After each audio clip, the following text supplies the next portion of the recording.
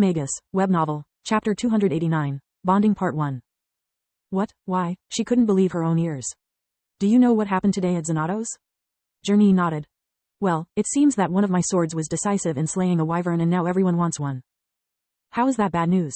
Journey laughed, her fears were relieved. It's not bad news, it just doesn't make sense. The gatekeeper is something I made to keep you and our little flower happy. Since Lith is no swordsman and can't use spells with only one hand, its only ability is to channel and amplify first magic. Floria always says he is very good at it. What Orion didn't know was that true and first magic worked through the same principles, making the gatekeeper the perfect weapon for an awakened one. Only ability? Do you mean you realized something that boosts the effects of the only kind of magic anyone can use and which can be cast silently, taking the opponent by surprise? Yes, even though when you put it that way, you make me feel quite dumb. Why didn't you make one for me too? Journey almost felt jealous. Because it's just a jack of all trades but master of none. I made you much better weapons. Orion almost felt offended. Journey's needles were among his masterpieces. They amplified her light magic, allowing Journey to stimulate the victim's pain receptors, maximizing the effects of her interrogation techniques and healing most of the damage dealt at the same time. It was just one of their functions. Still, I could use a gatekeeper. Journey added, I think you simply underestimate your talents, dear. Why the suspension, though? That's the odd thing. I'm assigned at forge mastering duty until I deliver 9 blades like that to the crown. White Griffin Academy. Lith was really happy to have managed to tell most of the story on the way to the canteen, otherwise lunch would have taken forever. After sustaining so many wounds and consuming so much mana, he ate the equivalent of a whole turkey by himself. By sharing with him part of his life force earlier, Vaster had replenished Lith's stamina, not his nutrients reserve. Magic couldn't create life, only enhance or alter it. Just how badly did the wyvern hurt you? Floria was worried. The few times she had seen him eat like 2 Kyla was when he had been pushed an inch from death. Lith shrugged. He had nothing to add to his report. Okay, that's it. Luckily, there is still quite some time before the next lesson. She stood up, dragging him by the arm. Sorry, guys. Lith needs to rest and I'm going to make sure he doesn't do something stupid like training or studying.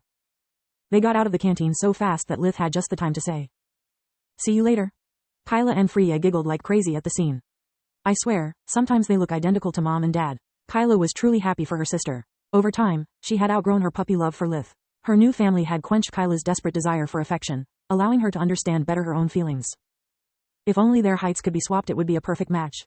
Freya added, making them laugh even harder. Is it me or Floria got prettier? Uriel felt uneasy asking such a question. Did you notice too? Freya nodded. After Balkor's attack, she's lost part of her edginess. Mom says it's because when a woman falls in love, she becomes more dazzling. The real question is, why do you care? Do you have a crush on her? Kyla was a bit annoyed. After a whole year using Vaster's tonic and proper feeding, she was the one that had improved the most among the 3 girls.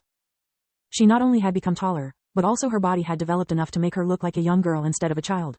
Yet no one seemed to have noticed, even after the winter break. No, but I'm afraid I may be developing it. He sighed. What? Freya was flabbergasted by his answer, but most of all by his honesty. I thought she wasn't even your type. She doesn't even get close. It's just that I'm desperate at the idea that I never had anyone that cared so much for me and probably I never will. Lith was forced to spend the time before the forge mastering lesson sleeping. Floria had managed to knock him out with a clever trick. As soon as they started cuddling, she told him about her day and all the archiving protocols she had learned about. Lith's mind didn't last 5 minutes. Despite invigoration, he still felt fuzzy. Damn, she was right. I really needed to. The moment he stepped into the class, Lith was assaulted by enough hostility to give him the creeps. There were less than 20 people, no one seemed to pay him any attention. Yet his instincts were warning him about an impending danger. There is no hidden threat. Solus kept scanning their surroundings to no avail. I can get some of these spoiled brats are angry at me, but this much? It's not a single individual, more like a collective will. A shared emotion, Lith thought. Why are you blocking the door? Lith turned around, discovering that Professor Wainmeyer was right behind him. He was so tense to not even notice her arrival. Sorry, he walked to the nearest desk. The hostility had disappeared, but he still felt nervous. Welcome back, future Forge Masters. Wainmeyer was back in her prime. The effects of the toxin had completely disappeared. Today I'll explain to you the true value of magic crystals and how to employ them in your creations. Lith carefully observed her and all of those present. No one seemed to be aware of what had just happened. What you are going to learn today requires you to have mastered everything we practiced during the 4th year. We are going to expand and revise your foundations of forge mastering. From here, the sky and your talent are the only limits. First of all, why are magic crystals so important for us? Because as I previously explained, unanimated matter resists to our attempts to imbue it with external magical power. That's why without a crystal you can't put more than 1 spell per item, why the time window for the enchantments is so short. Forge mastering requires the strength and the skill to permanently force your magic onto something. Let's make an example with made-up numbers. An iron sword has an innate magic of 10, while a tier 3 spell requires 100.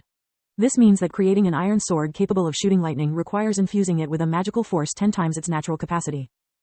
It makes the process difficult and limited. Difficult because the sword will attempt to reject 9/10 of the spell. Limited because if I try to infuse a magical force above the 10-fold threshold, the item will break. I wish I knew all this earlier. Lith inwardly sighed. He remembered how many materials he wasted before discovering that silver was the best suited element for hosting great magical forces without the support of a crystal.